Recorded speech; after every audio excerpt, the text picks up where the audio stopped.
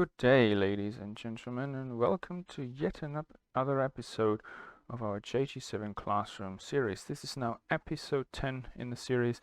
If you're new here, this series covers the art of dogfighting, also called as basic fighter maneuvers, and how to operate with your wingmen effectively to win your virtual air battles. Since every episode builds upon the knowledge communicated and taught in the previous episodes, I highly recommend you watch the series from start to finish, so you make sure that you can understand everything and follow along properly. And with that out of the way, I'm your host and instructor Killerfliege, and I wish you a pleasant lesson.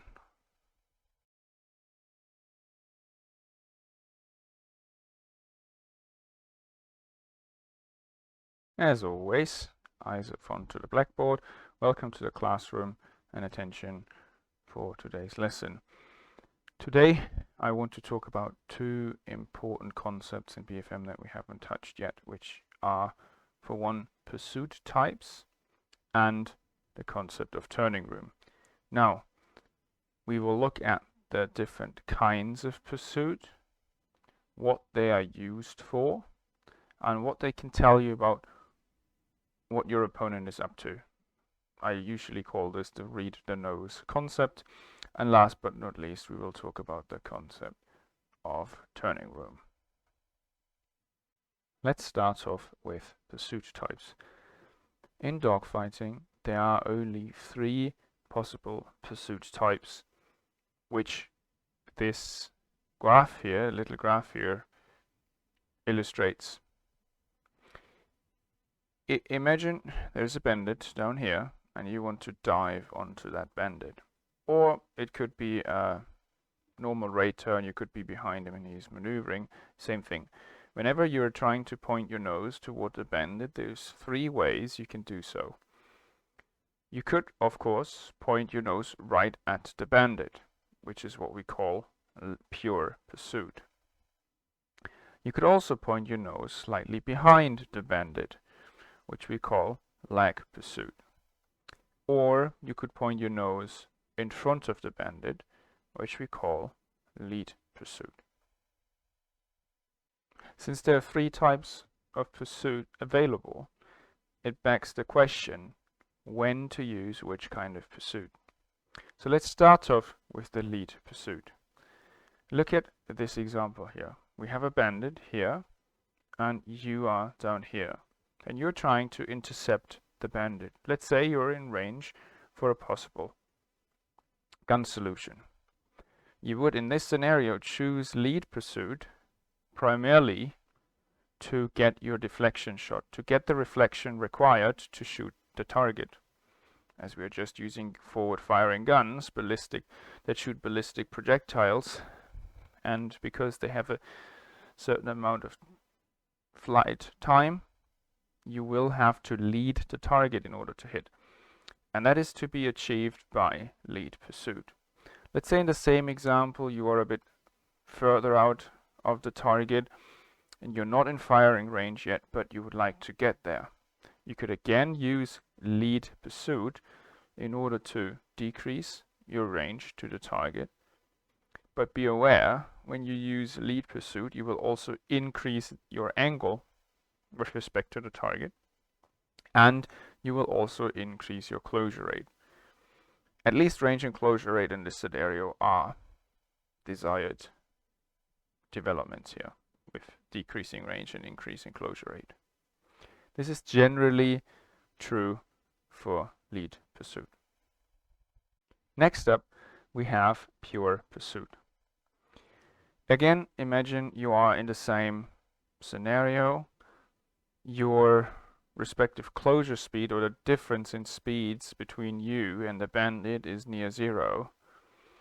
And you can then use pure pursuit to stay aligned with the opponent's flight path and to keep range, angle and closure kind of steady. If you're already slightly offset, or your flight path is slightly offset, your pure pursuit will more or less maintain the situation as is. Pure pursuit will, however, result in a decreasing range and an increased closure rate, as we saw in the first example, if you were to dive down on your opponent and you have a closure speed of greater than 0. But generally speaking, in this sort of scenario, you can use pure pursuit to maintain the position roughly as is and to keep a good look at the target. Because with the nose pointing at the target, you have the target in your assessment window and you can see it properly. And last but not least, in the same scenario, we are also able, or would be able, to use lag pursuit if the situation required it to do so. What would happen if we chose lag pursuit in the same situation? First of all, if our flight paths were not aligned initially, lag pursuit is a great way to align your flight path with the bandit's flight path, for one. Secondly, with lag pursuit, at least in a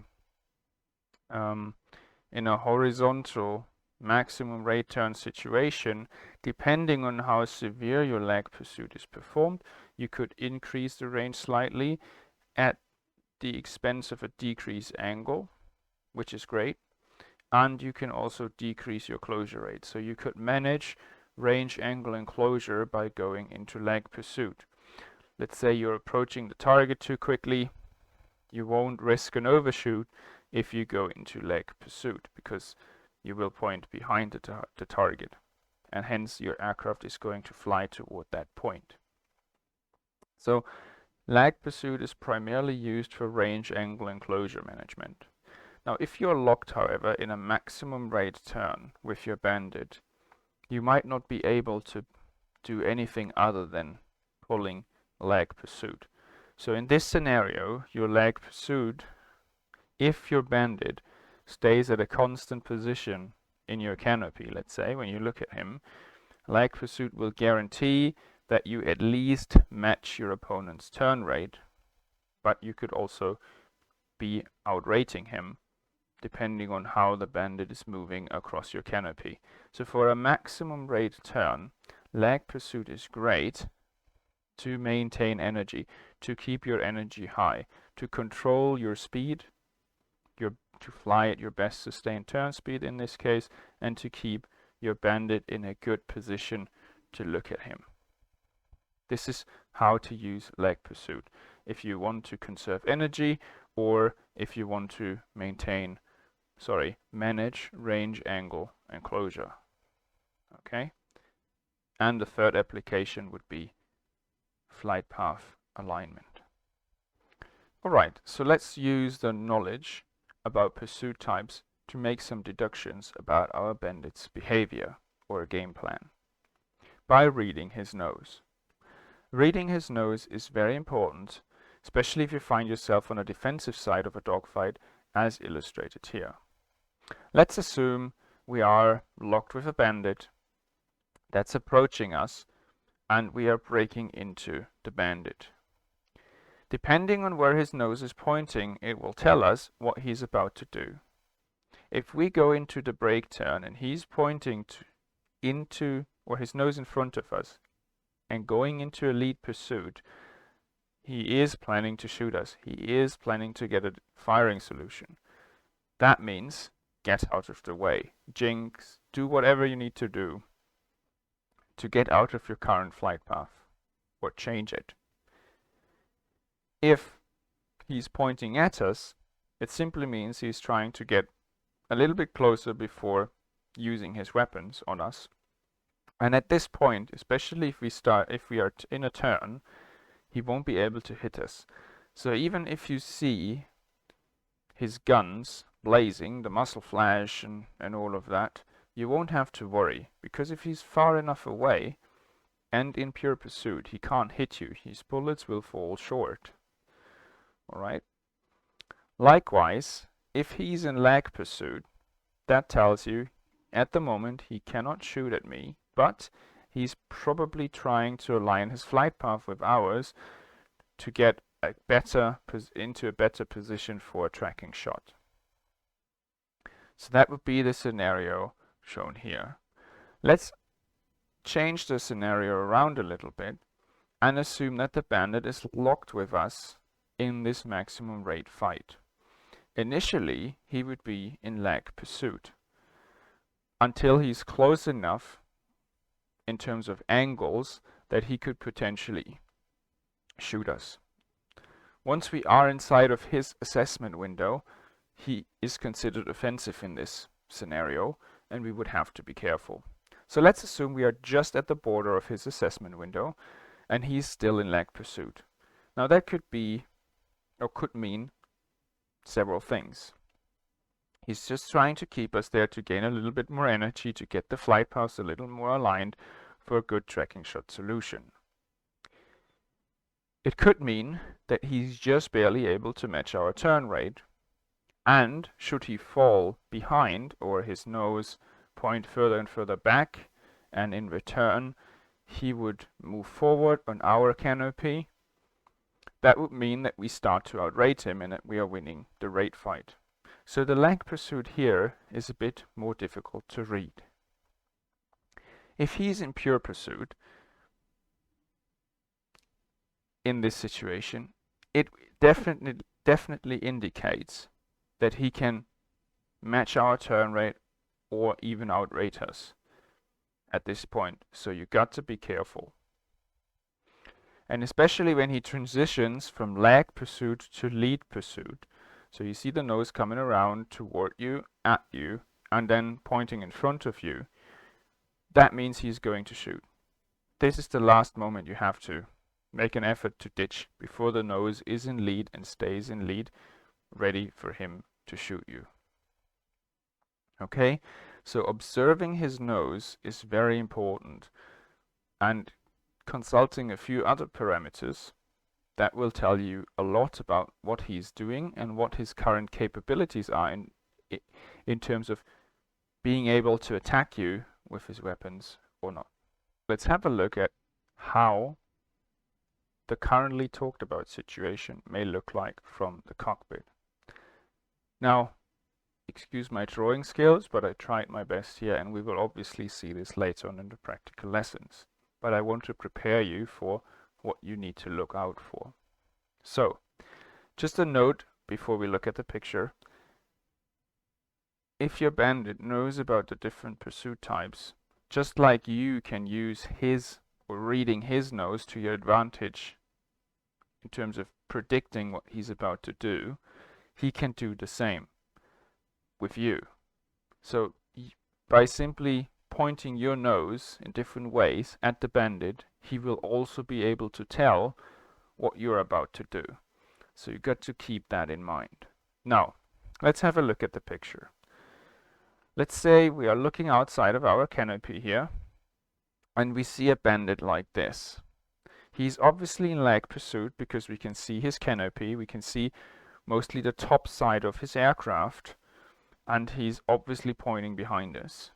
At the moment, he's not a threat in terms of he cannot use his weapons on us. So we can continue with our defense. Now, if the bandit is now transitioning into pure pursuit, or is in pure pursuit, which would somewhat look like this, we can see mostly the front of his aircraft. Depending on his range, he might not be a threat yet in terms of bringing his weapons to bear because he doesn't have the deflection angle necessary to hit us. But bear in mind, if he's very close range, your aircraft is an elongated target. It's not just a single point in space.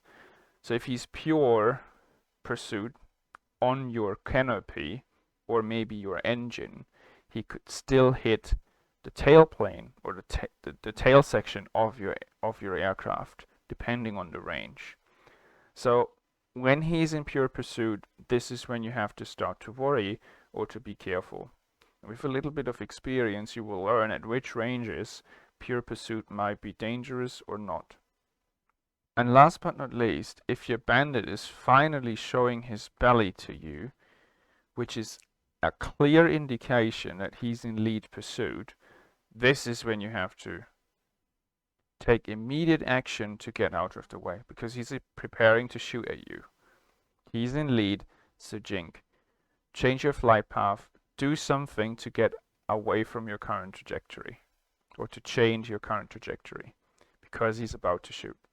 And this, as I said, is usually indicated by the bandit pulling lead, and lead is usually easy to identify as only in lead pursuit. If he's in lead pursuit, you will be able to see his belly, indicated by the blue colors here, because most planes are colored blue at the bottom side.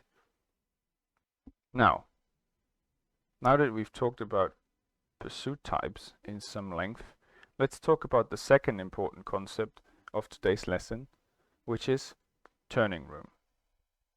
Turning room you could generally describe as the room that's available to you to maneuver to stay behind or get behind the opponent's 9-3 line.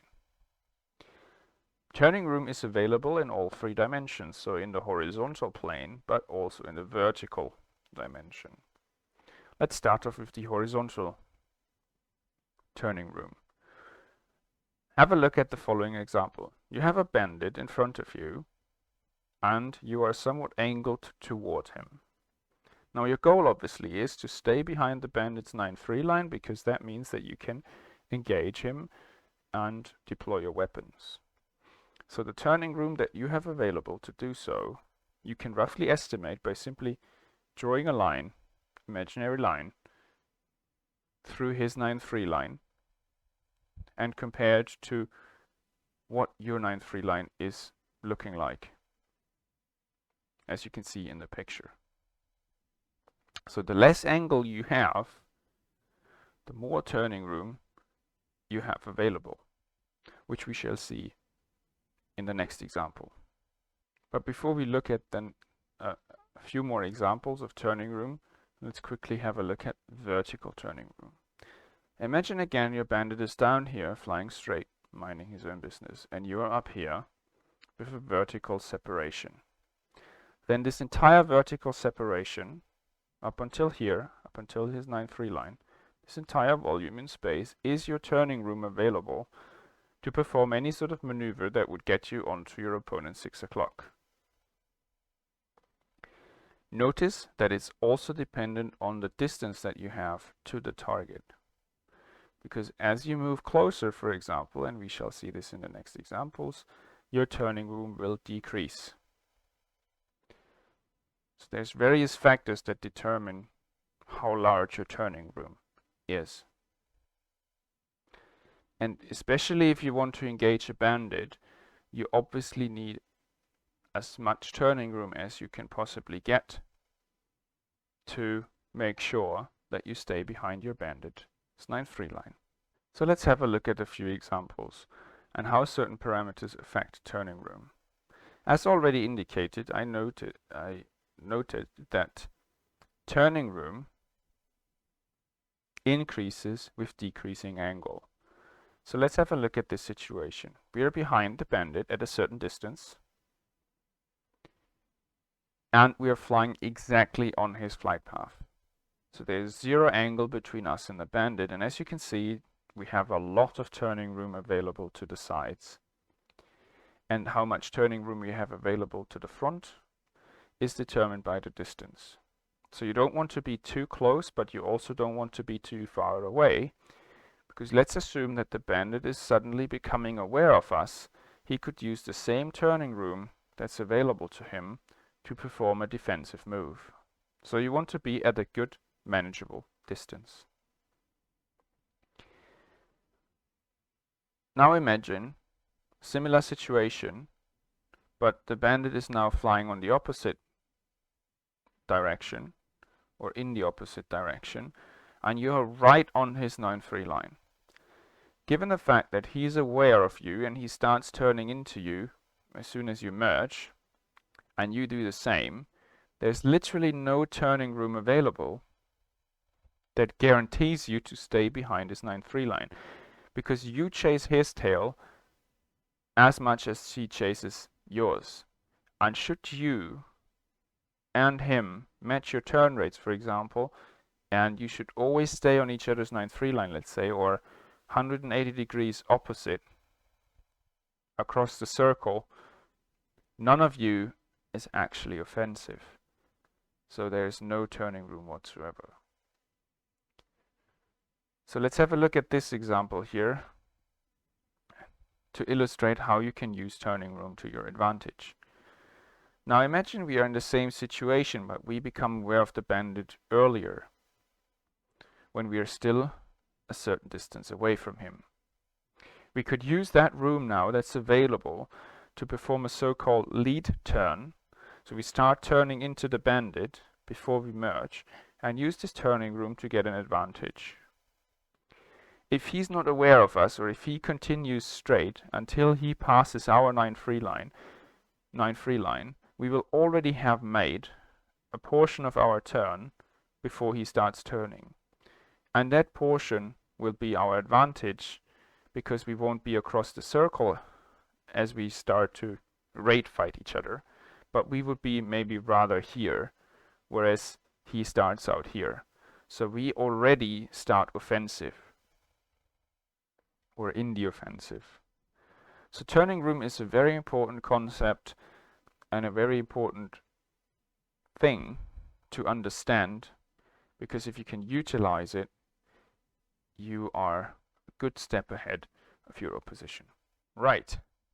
Now that we've explored the concepts of pursuit types and turning room, let me jump into the cockpit and show you how they are applied in practice. I shall be back with you shortly.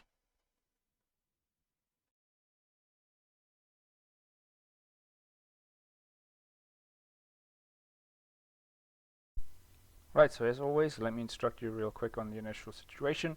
We have a neutral head-on merge, same altitude, same speed roughly, so this is a co-alt, co-energy merge in submarine neutral between us and the Dora 9 and the P-47. Now, as you can see, he's coming right at us. We have a minimal lateral offset here between myself and the P-47, which obviously is necessary to avoid any sort of crash, but it's certainly not enough turning room to perform a lead turn. We would have to be way further out here, so to speak, to perform an actual lead turn on the bandit, but we are not. So what we are going to try instead is that we are going to transfer our energy into building vertical turning room. So we are going to go up, and we're going to use the tactical egg to perform a tight turn, climbing turn in a one circle fight. So let's see how this is going to turn out.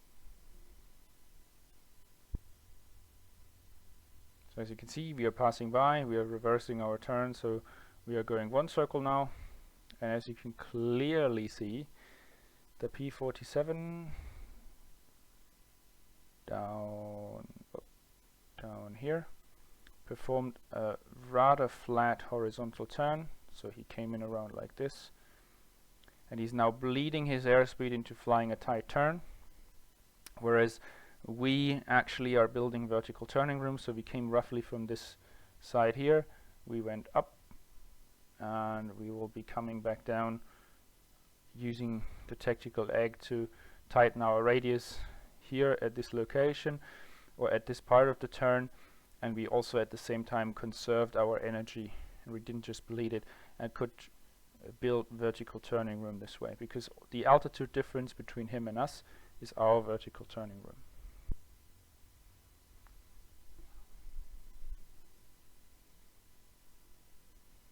Right, so we are coming around, we make use of the tactical egg. As you can see, he's climbing to decrease our vertical turning room again, to kind of counter my move here, and we're just driving toward his high 6 o'clock there, using our excess energy to climb away. And here, as you can see, as we noticed that the rolling scissors, we were starting to lose. He was starting to creep up on our 6 o'clock. We saw him coming around, and before that we pulled our nose up and to climb above him. Now as you can see, he is down here, and he tried to point his nose toward us, which would look like this, his nose pointing right at us.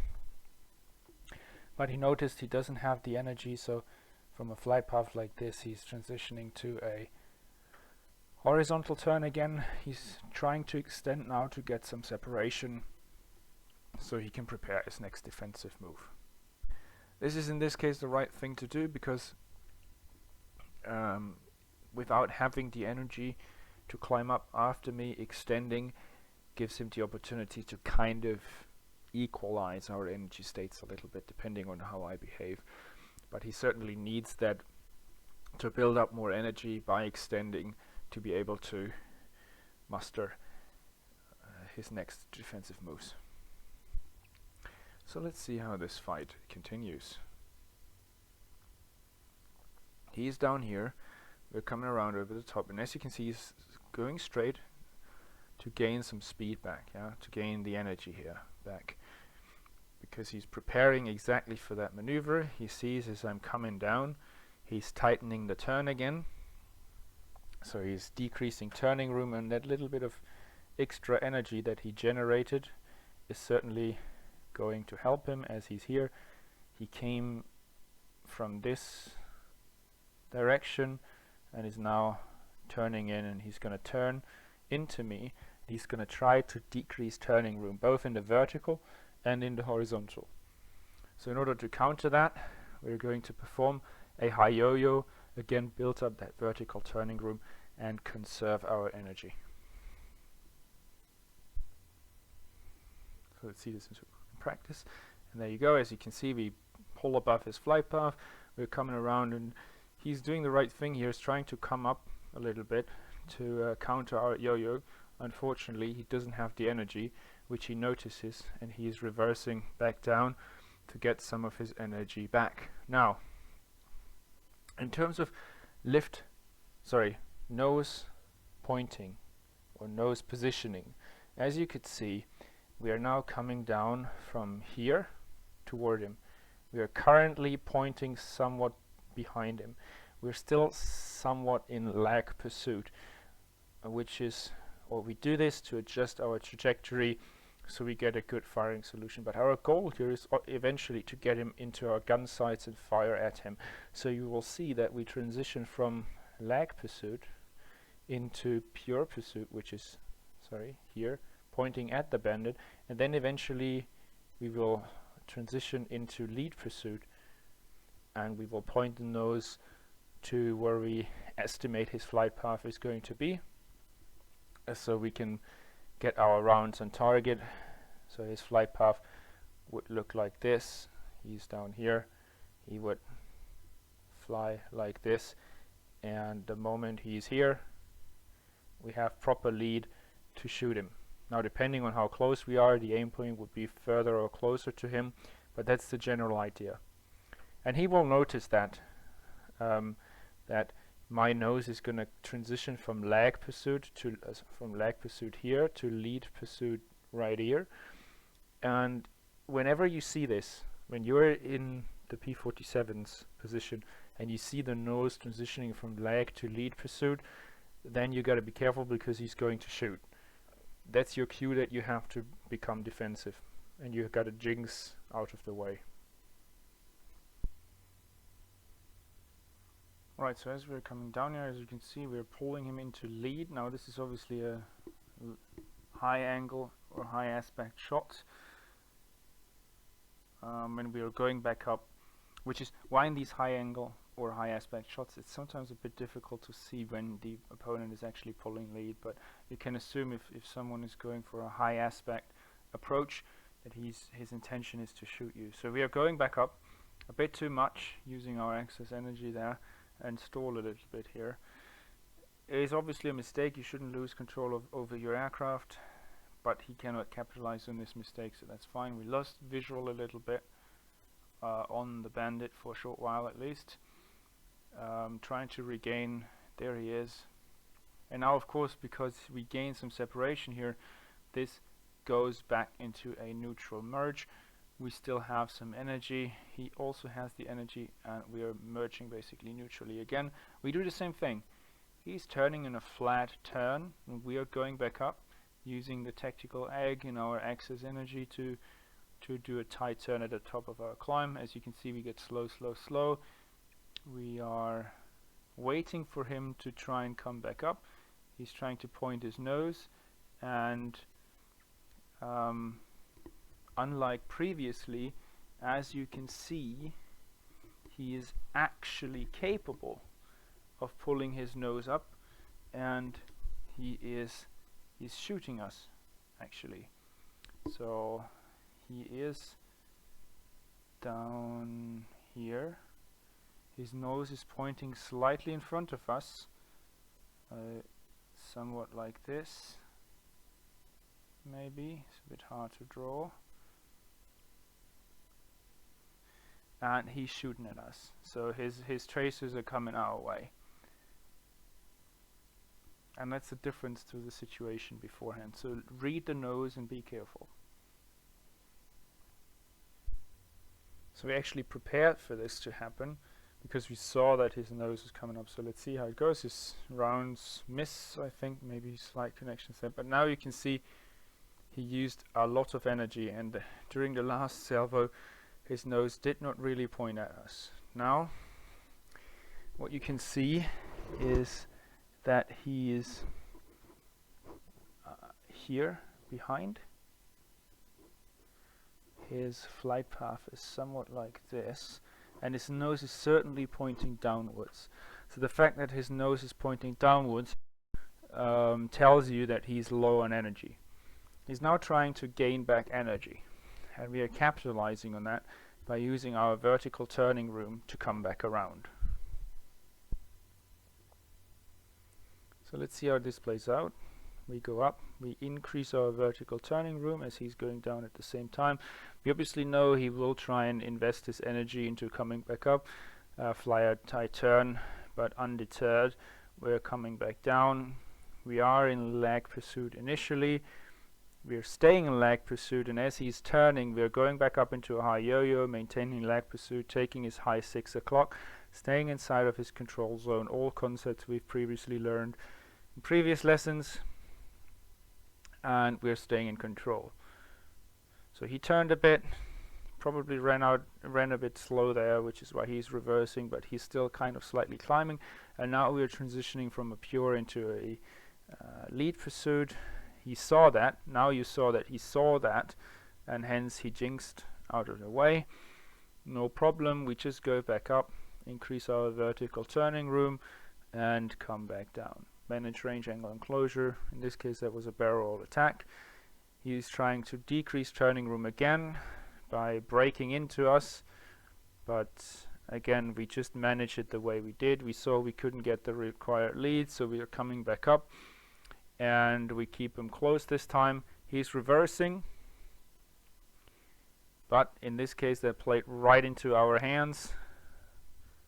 We missed there, and he keeps reversing. Again you can see he jinxed out of the way as we got nose on for the gunshot. So he's very cautious of what my nose is doing, and that's the right thing to do. Observing your opponent's nose gives you clues in terms of your timing, when to jinx out of the way, because if you do it too early he can adjust his aim. If you do it too late, obviously you're going to get hit because he's already shot. So reading the nose and being able to interpret it quickly, what you see, is paramount to have good timing in your defensive flying. Now again we lost visual, I think, so we're looking out for the bandit. In case of doubt, we assume that he's somewhere behind us in our control zone, which is obviously our 6 o'clock, and we just keep the high ground this time. We know we have energy, we know we have the speed to maintain a good position. At this point we're coming back down. We spotted him again. So we are trying to get into a good trajectory for this attack. Apparently we didn't get into a good one, so we are coming back up again, rolling back around, and down there he is. Might have engine troubles because he's really low and slow. So we are coming in to finish the job. Stay in lag pursuit, maybe pure pursuit. Now pull lead pursuit for the gunshot right before we missed. We're going back up. Same game. And as you can see, we are in full control of this fight. In full control. Right, so he's down there, 11 o'clock low, coming back around. Choosing a good geometry. Low aspect, so it's easier to shoot this time. He's decreasing turning room again. We are already in lead. We miss. Okay, he's coming back up. Is a good reversal there. Almost mid-air collision here. But we could just avoid that one. And we don't follow him into the rolling scissors, because if we were to follow him into the rolling scissors there, we would certainly be at a disadvantage. Whenever you're offensive and you have the energy advantage and your opponent tries to rolling scissors with you or do rolling scissors with you, don't follow, just go back up and come back around. As you can see here, you will maintain control over the fight. Right, so we're coming back down. He's breaking into us again as he sees that we are trying to take aim. Not sure if we hit there, but we are going back up. And he's totally defensive the entire time. So we are playing with our vertical turning room here mostly. We increase our horizontal turning room as well by going back up, trying to get a low aspect trajectory, and of course with our nose positioning in this case we adjust our aim, and you can see how he uses this information against us by timing his defensive maneuvering. Whenever we come around and pull lead, here you can see we were about to pull lead, he jinxed out of the way again, unfortunately a bit early, which is why we were able to hit him there. So we are coming back around, and now he's streaming some fluid, don't know, probably fuel by the looks of it. We are coming back around, stay in control, just use our energy, don't spend it too recklessly in this case.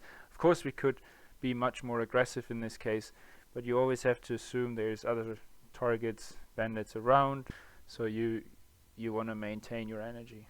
And with that, I would like to conclude today's lesson. It was a bit of a longer one today, but I hope you enjoyed it. I hope you learned something. Stay tuned. See you next time. Killer Fliege out.